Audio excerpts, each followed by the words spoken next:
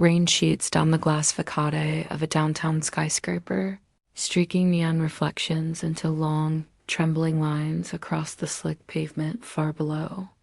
Inside, on the 22nd floor, the office is eerily silent except for the soft hiss of HVAC and the occasional creak of pipes contracting in the cold. Fluorescent lights hum overhead, casting a hard white glow across immaculate glass partitions and glossy desks. Emily Carter sits hunched over hers, shoulders curled inward like someone trying to occupy less space. Her eyes bloodshot from hours of staring at spreadsheets and contracts. Her blouse is rumpled, her hair loosely pinned but slipping free in strands that cling to her damp temples. Across the room, Mark Dalton's polished leather shoes strike the marble with slow, deliberate clicks as he approaches. He's the kind of man who treats power like a second skin. Tall, immaculate suit, a faint trace of expensive cologne. Without asking, he drops another thick folder on her desk with a dull thud that makes her flinch.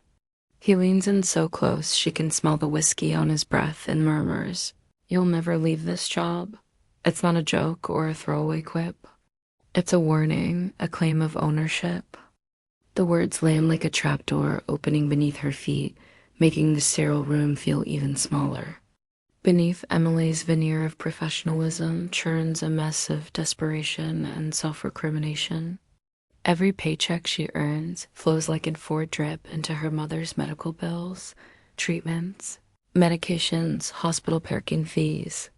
Her own bank account is a brittle shell, barely covering rent in a city where everything costs more than it should. Mark knows this and exploits it ruthlessly. He makes offhand remarks about how loyalty pays off and visa renewals don't come free, knowing full well he's holding the paperwork she needs to stay employed and, perhaps, to stay in the country.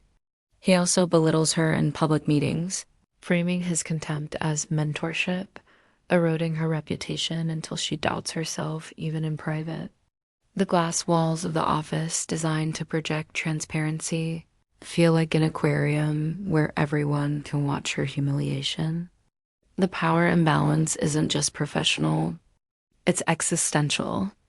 Her work has become both lifeline and cage, a place where her survival is tethered to someone else's whims. As she scans the stack of new files, contracts riddled with hidden deadlines and vague instructions, she feels like each page weighs a little more than paper should. Each claws another anchor on her time and self-worth. The rain outside, relentless and indifferent, echoes the low-grade panic building in her chest. At 1:47 a.m., the office is empty except for Emily, the smell of stale coffee, and the faint vibration of her phone as yet another overdue bill alert pops up. Her cursor hovers over an email titled Resignation Draft. She's written it 3 times tonight, and each time her hand trembles before she hits send. Her eyes flick to the door, then to the reflection in the window. The city's lights blurred behind her like streaks of molten gold. Mark's words echo, "You'll never leave." For a heartbeat, she imagines walking out, never looking back, reclaiming herself. Her finger inches toward send, then stops. She deletes the email, breath catching like she's plunged into ice water. But as she stares at her reflection, something shifts. The Emily in the glass isn't small or hunched, but still watchful, almost defiant. Her jaw tightens, shoulders straighten, and her eyes, even ringed in exhaustion, sharpen with a new steadiness. It's the tiniest flicker of resolve, the first bead of fire beneath the damp ashes of her exhaustion. She closes the laptop, slides it into her bag with deliberate slowness, and straightens her coat. Outside, thunder rolls like a drumbeat. In this moment, she hasn't escaped yet, but she has made a silent internal pivot. This is the night she stops being merely trapped. The scene ends not with freedom, but with a tremor of rebellion. A cliffhanger inviting us to wonder what she'd do next. Emily Carter grew up in a neighborhood where paychecks were thin and loyalties ran deep. the eldest child in a family that prized hard work over indulgence. Her father's sudden departure when she was 12 left a silence that felt like a sinkhole in their small home, one her mother tried to fill with double shifts and exhausted smiles. By the time Emily was in high school, her mother's chronic illness had begun its slow, expensive crawl through their savings, turning every unexpected bill into a minor catastrophe. Emily learned early to translate fear into productivity.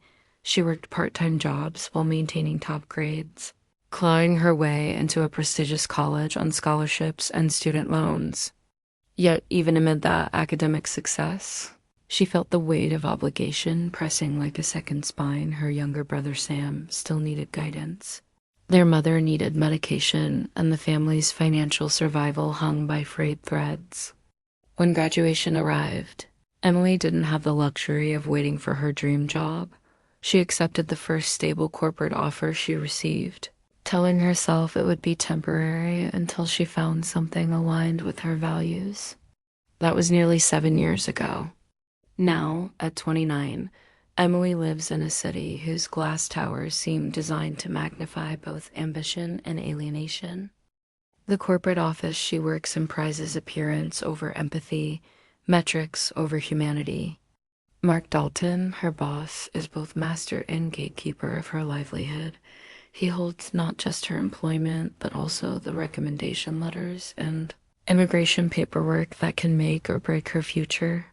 His psychological games are a constant, low-frequency hum, gaslighting about missed deadlines he himself shifted, threats of bad references should she to leave, and public put-downs disguised as feedback. Emily's financial pressures compound the trap.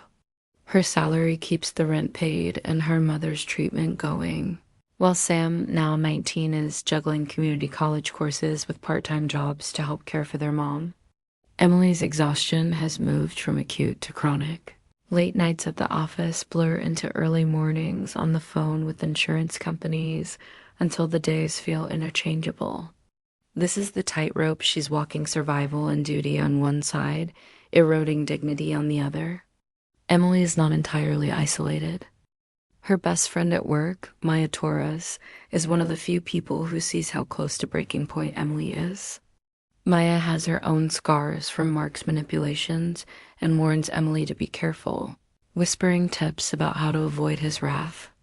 Lauren, the HR director, represents another facet of the office's culture, aware of Mark's abuses but paralyzed by fear of retaliation. She turns a blind eye, her silence amplifying Emily's isolation.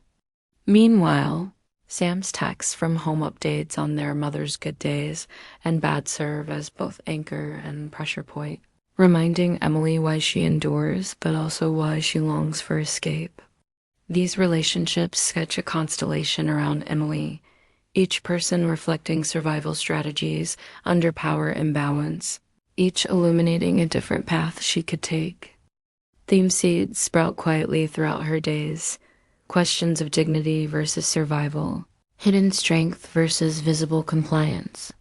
One evening, walking home under flickering streetlights, Emily spots a flyer posted to a coffee shop bulletin board, a startup accelerator looking for new talent, promising funding, mentorship, and a chance to build something of her own. It's just a scrap of paper, but it plants a seed in her mind. This is the faint but persistent foreshadowing, the suggestion that another world exists, beyond the glass walls and rain-slicked streets. For now, Emily tucks the flyer into her bag, not yet ready to believe it could be real, but unable to throw it away either. It happens after midnight, when the office is empty except for the low drone of servers and the smell of stale coffee. Emily, tasked with reconciling a string of late quarter financial reports, notices a discrepancy, a transfer log twice, once under research expenditures and again under consultant payouts. At first she assumes it's a clerical error, but as she digs deeper, the pattern repeats hidden losses scrubbed from the official books. The more she cross-references, the more her stomach tightens until she finds the email that confirms everything. Mark has been orchestrating a shell game, funneling money through dummy accounts to cover shortfalls, complete with instructions to adjust the internal audit before the board presentation. The email is short, blunt, and damning, CC'd to no one, but drafted on his personal account for plausible deniability. Emily's hands tremble on the mouse as she scrolls. She knows immediately what it means. She's holding proof of corporate fraud that could implicate the entire leadership team, and if anyone traces her access logs, they'll know she's seen it. The rain lashes harder against the windows, as though echoing the quickening beat of her pulse. The next morning, Mark calls a department-wide meeting. Emily, still reeling from what she found, sits stiffly at the conference table while Mark strides in with his usual swagger. He's presenting quarterly updates to the team, a performance designed to reinforce his authority.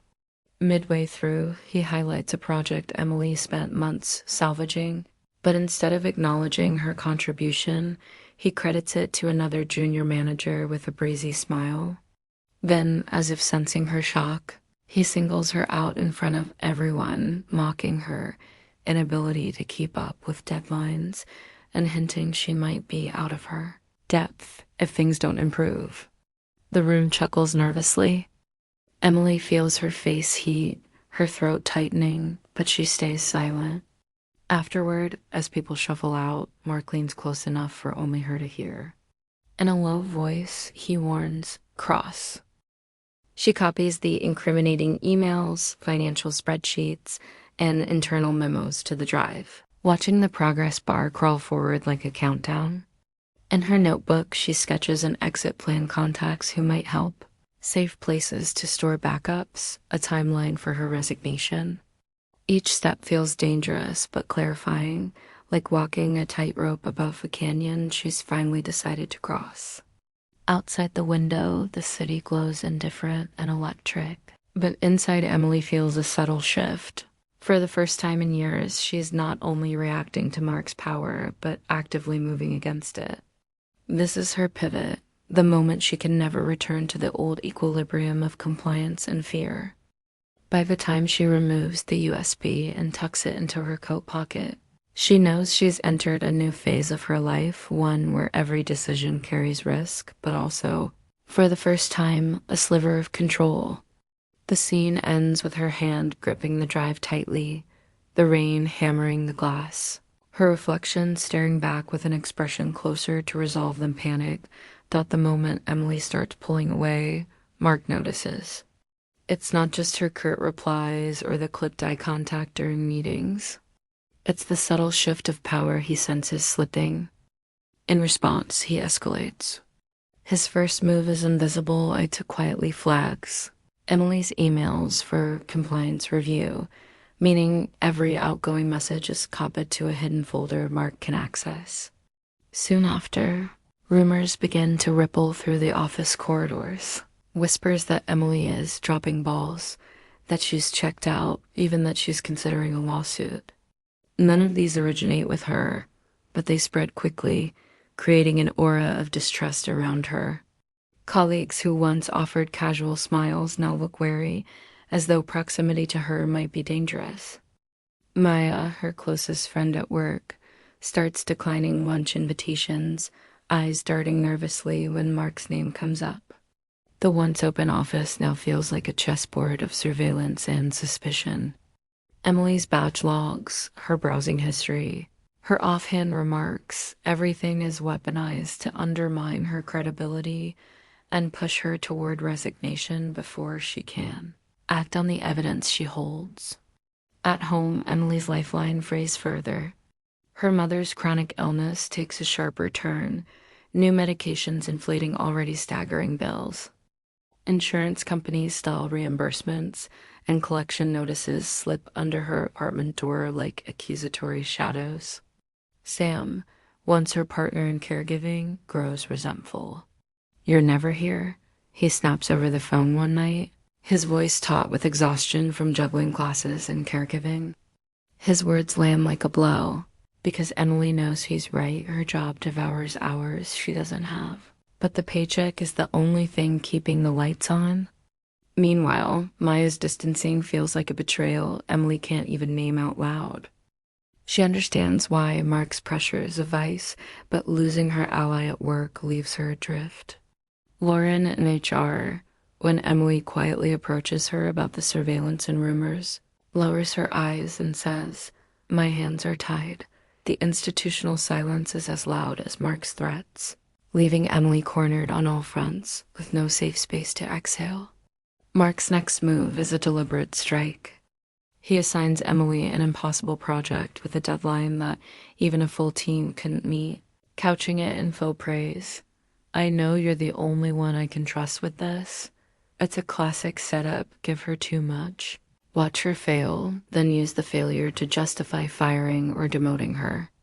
The deadline hangs over her like a guillotine, but instead of collapsing, Emily starts carving out nights and weekends to build a lifeline of her own. She secretly interviews with the startup accelerator, whose flyer she once tucked into her bag, and she begins developing a prototype for an app she'd dreamed about back in college, a piece of software meant to streamline patient care coordination, inspired by her mother's struggles. Each evening, she toggles between two screens, the corporate project designed to crush her and the private project designed to free her. This is her midpoint pivot, the moment the story tilts. Even as Mark tries to break her spirit, we see Emily working herself raw, but reclaiming fragments of her identity, skill, and hope. Her exhaustion becomes a crucible rather than a coffin, hinting at the transformation to come. The air in the conference center hums with anticipation, investors milling around, sleek suits clinking glasses, a stage flanked by massive LED screens displaying the company's logo. Emily, standing at the back of the room, feels an eerie calm settle over her hours of tension compressing into a thin, bright thread. She watches Mark stride on stage, his voice amplified and confident, introducing what he claims is the company's innovative new product. Her stomach tightens. As the screen flashes a mock-up unmistakably based on her prototype, the color palette, the flow of the interface, even the tagline she scribbled in her notebook months ago. Mark's theft of her idea is total and shameless. But this time, Emily doesn't panic. She's already acted. Days earlier, she had quietly packaged up everything: emails, financial evidence, and her original app files, and sent it to a respected investigative journalist as well as the legal counsel for the startup accelerator. As Mark launches into his pitch, Emily's phone vibrates once in her pocket with a single word text: "Ready." After the presentation, Emily walks steadily toward Mark's glass-walled office where he's meeting investors privately. The hallway feels unusually quiet, the hum of Havake masking the distant sounds of the conference. She carries no briefcase, no files, only a phone in one hand and the weight of her own resolve. Mark looks up when she steps inside, wearing the patronizing half-smile he always reserves for her. But before he can speak, movement behind Emily catches his eye. Two plainclothes federal investigators, badges glinting under the office lights, step in. Their presence sucks the air out of the room. "Mark Dalton," one says evenly, "you're under arrest for securities fraud and embezzlement." For a split second, Mark's mask cracks confusion, then fury, then a flicker of panic as he realizes the trap he built for others has snapped shut on him. Emily says nothing, only watches as they read him his rights, cuff him, and lead him out past stunned investors. The reversal is surgical and public. The man who claimed she'd never leave is now the one being removed. In the aftermath, as the company's legal machinery convulses and the media coverage ignites, Emily sits across from Maya in a neutral HR conference room turned witness area. Maya's eyes brim with unshed tears as she explains how she finally came forward: emails, testimony, everything, risking her own career to corroborate Emily's evidence. Her decision to testify marks a turning point, a repudiation of the culture of fear and complicity that Mark cultivated. Emily, exhausted but lighter, realizes she's no longer alone. The startup accelerator reaches out officially, confirming not only the protection of her intellectual property, but also an offer of funding to develop her app under her own name. Sam texts her a rare message of pride. Mom heard the news. She says, "You're our hero." Yet, Emily knows the victory isn't without cost. Her nerves still hum from years of manipulation, and the road ahead will be steep. Still, as she leaves the building for the last time, the rain outside has stopped. The streets glisten under a rising sun, reflecting a city that looks, for the first time in years, like a place she might belong. The scene closes with Emily walking into that light, shoulders squared. Finally free. The implosion of Mark's empire plays out in headlines and boardroom purges. Investors pull out overnight, HR scrambles to distance itself, and the once uncheckable corporate facade begins to crumble. Emily walks back into the same glass-walled conference room where she endured years of humiliation, but this time it's to deliver her resignation. She doesn't make a speech, just hands over a short, tightly written statement to the press and to the board, a few paragraphs about dignity, accountability, and the right of every employee to work without fear. The power of the moment lies in its restraint. She neither gloats nor blames, but stakes a claim to her own narrative. Cameras flash as she leaves, a small smile playing at the corner of her mouth. For the first time in years, the office's fluorescent glow doesn't cling to her skin like a net. Instead, the space feels like a museum exhibit of a life she's already outgrown. As Mark's name becomes shorthand for corporate fraud, Emily's quiet integrity stands in contrast, positioning her as a credible voice in the unfolding story. Back home, Emily's apartment is no longer just a crash pad between marathon workdays, but a living space again. The settlement from the company's legal shakeup, combined with her new position at the accelerator, allows her to pay off her mother's mounting medical bills and schedule treatments previously out of reach. She surprises Sam with a tuition check for the next semester, his eyes widening as he realizes the financial pressure has lifted. Their family dinners, once a rushed affair of takeout and tired conversation, become small rituals of repair. Emily begins attending her mother's appointments regularly, not as a frazzled caretaker snatching minutes from her lunch break, but as a daughter with time to sit, listen, and advocate. Sam softens too, his resentment dissolving into gratitude and admiration. These quiet domestic scenes underscore the emotional heart of Emily's arc. Success isn't just about escape, but about creating stability and dignity for the people she loves. The family's healing becomes a mirror for Emily's own, no longer fractured by absence and crisis, but reconnected in purpose. Emily's new startup takes shape in a co-working loft filled with sunlight, whiteboards covered in sketches, and a small, passionate team she handpicked. Her app, once a secret dream built in stolen hours, launches as a pilot project with real users, including hospitals and care coordinators like the ones who struggled with her mother's case. The accelerator provides not only funding but mentorship, offering a scaffolding of expertise she never had in her corporate life.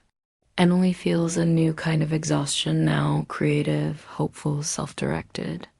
She moves through investor meetings and product demos with quiet authority, drawing on the resilience honed during years under Mark's thumb, but no longer defined by it. Maya, now free from the old company, visits the office as an advisor, their friendship restored on new, healthier terms. In interviews, Emily avoids framing her journey as revenge. Instead, she talks about building systems of accountability and dignity, and about turning adversity into fuel for innovation. The final image is of Emily standing at a community event, speaking about her app to a crowd of young professionals who remind her of herself at 22.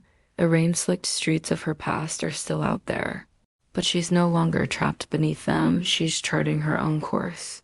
Under a rising sky, late afternoon sunlight filters through the tall windows of a small cafe tucked on a quiet street, painting the wood tables in amber stripes. The cafe hums with the low murmur of conversation, the hiss of an espresso machine, and the occasional clink of porcelain cups. Emily sits at a corner table, her laptop open but idle, fingers resting loosely on the keyboard. She's reviewing a beta test report for her app, but the numbers feel less like a lifeline now and more like a gentle current carrying her forward. Gone are the sleepless nights and the feeling of being caged in a glass office. Here, she chooses her hours, her clients, her team. For the first time in years, she feels a simple bodily relief, a full breath, unclenched shoulders, a sense of belonging to her own life. She sips her coffee slowly, savoring the bitterness and warmth, noting how quiet ambition feels different from desperation. This cafe, with its plants and scuffed wooden floors, could be anywhere, but to her it feels like a rival. A young intern, nervous, bright-eyed, and juggling a cracked screen phone and a notebook, approaches Emily's table. She hesitates before speaking, clearly recognizing her from a recent news article about her startup. "I'm sorry to interrupt," she says, "but how did you know it was time to leave?" The question catches Emily off guard, a mirror held up to her own younger self. In the girl's anxious posture, she sees herself at 22, new to the city, clutching opportunity and fear in equal measure. Emily smiles, an expression unhurried and genuine, and gestures for the intern to sip. After listening to the young woman's story, a demanding boss, a creeping sense of entrapment, Emily gives the advice she wishes she'd received years ago. "Never let anyone tell you you can't leave," she says softly, the words landing with the gravity of hard-won experience. The intern's eyes widen, a spark of relief and possibility flickering there. In that moment, Emily becomes not just a survivor, but a mentor, passing on the keys she had to forge herself. After the intern leaves, notebook clutched like a lifeline, Emily closes her laptop and leans back in her chair. Outside, the city glows with late daylight, streets shimmering not with rain, but with the golden slant of sunset. She closes her eyes and lets the warmth slide across her face, recalling the icy reflection of the office window from so long ago. The night she nearly sent her resignation but didn't. That cold fluorescent glow is gone. In its place is sunlight and self-possession. For the first time, she's not reacting to power, but defining it on her own terms. The cafe's sounds blur into a soft, comforting hum. She imagines her mother at home, healthier now, Sam thriving at school, her team working in their small studio, shaping the app into something that might change lives. This is not the triumphant crescendo of revenge, but the quiet steadiness of freedom. The audience leaves her here, laptop closed, coffee cooling, sunlight on her face, holding the image of a woman who reclaimed her agency and chose dignity over fear. It's a picture of justice, hope, and self-determination, and it invites the sense that Emily's story, while complete, is also a beginning.